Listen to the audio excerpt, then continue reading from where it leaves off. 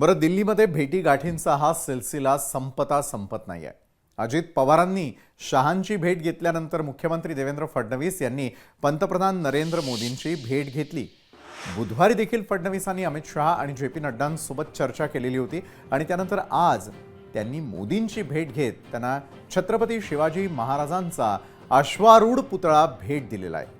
दोघांच्या भेटीचे फोटोही समोर आलेले आहेत. छत्रपती शिवाजी महाराजांबद्दल मोदींच्या मनात प्रचंड श्रद्धा आहे.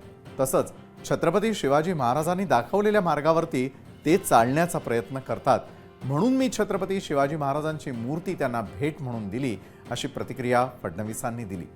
मुख्यमंत्री पदाची शपथ घेतल्यानंतर मोदी आणि फडणवीसांची ही पहिलीच भेट आहे. तर दिल्लीमधील घडामोडींना वेग आलेला असताना न्यूज प्लॅनेटची आणि पर्यायानं लोकशाही मराठीची टीम देखील दिल्लीतल्या या घडामोडींवरती लक्ष ठेवून आहे. मात्र या संपूर्ण भेटीगाठींदरम्यान एक गोष्ट निदर्शनाला येते की भेटीगाठी या केवळ पंतप्रधान नरेंद्र मोदी, राज्याचे मुख्यमंत्री देवेंद्रजी फडणवीस आणि राज्याचे उपमुख्यमंत्री अजित पवार यांच्या दरम्यान होत असल्याचं पाहायला मिळतंय. मात्र यामध्ये एक प्रश्न उपस्थित होतो, ते म्हणजे राज्याचे उपमुख्यमंत्री एकनाथ शिंदे कुठे आहेत ते.